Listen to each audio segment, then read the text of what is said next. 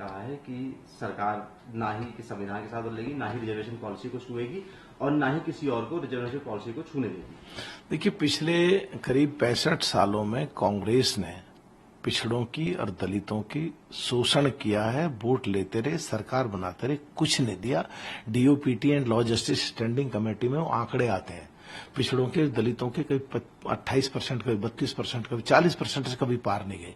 अभी वो 60 और 70% की तरफ को जा रहे हैं कि उनके पद भरने के। तो ये बात बिल्कुल सच है। कांग्रेस क्या बोल रही है और गलतफहमी पैदा करने की कोशिश कर रही है। तो जो पिछले रिकॉर्ड को देखकर और आज के रिकॉर्ड को देख करके बिल्कुल साफ लगता है कि कांग्रेस झूठ बोल रही है। जहां तक बात पिछड़ों की है, वो पूरे देश में इतनी संख्या में है। प्रदेश में जिस पार्टी के साथ मिल जाएंगे उसकी सरकार बन जाएगी। देश के चुनाव में एमपीके में जिसके साथ मिल जाएंगे उसकी सरकार बन जाएगी। तो ऐसा कुछ हो ही नहीं सकता। और कांग्रेस मास्टर है अफवाह फैलाने में, झूठ बोलने में और इस तरह की गुमराह करने की कोशिश कर रही है, जो बिल्कुल एकदम जनता सब समझ रही है। और इसीलिए पिछड़े इस चीज को देख करके पूरा तरीके से आज की तारीख में पूरा देश में कांग्रेस को बिल्कुल नकार दिया है और बीजेपी के बिल्कुल साथ खड़े हैं हर जगह।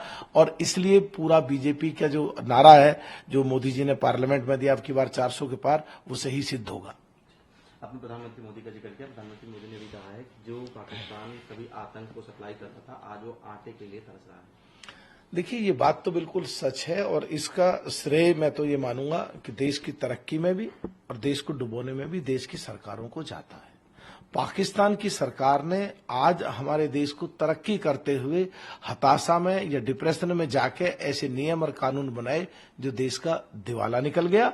और दूसरी तरफ हमारी सरकार लगातार पिछले दिनों इतनी तेजी से गई है कि इकोनॉमी जो कांग्रेस कह रही थी उससे आधे समय में प्राप्त कर ली है और 11वें से उठा करके चौथे और 5वें नंबर पे पहुंच गई है। तो आज की तारीख में देश पूरे वर्ल्ड में भारत को एक बहुत बड़ी शक्ति देश की और बहुत अच्छी नजरों से देखा जाता है। और पाकिस्तान में तो वाकई बिल्कुल रोटी के भी लाले पड़ रहे हैं। तो सबके सामने सब लोग देख ही रहे हैं।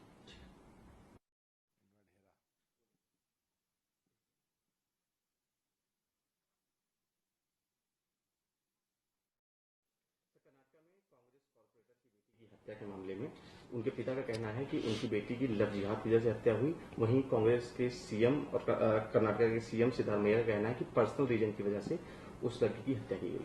देखिए, तो मैं बार बार कहता हूं, कांग्रेस की लीडरशिप में कंफ्यूजन है, दिमाग काम नहीं कर रहा पूरा तरीके से। ये सो कॉल्ड जो इंडिया गठबंधन बना वो सारा आपस में टूटा। कांग्रेस के नेता सारे आपस में लड़ रहे हैं। अभी जो आप कर्नाटका के जो सीएम की और एक कॉर्पोरेटर की लड़ाई की बात कर रहे हैं, ये भी बिल्कुल सच बात। और छोड़ो, अब तो कांग्रेस में लड़ाई बिल्कुल आखिर में घर तक ना पहुंच जाए, मुझे डर लग रहा है। वडेरा साहब कह रहे हैं कि मुझे दूसरी पार्टियां एमपी लड़ाना चाहती हैं, वो इनडायरेक्टली थ्रेट है। तो आपस में लड़ लड़ के पूरी कांग्रेस ही खत्म हो जाएगी। इंडिया गठबंधन की तो बात ही छोड़ो। और मेरे हिसाब से तो ये बिल्कुल आने वाले समय के लिए अच्छा संकेत नहीं है।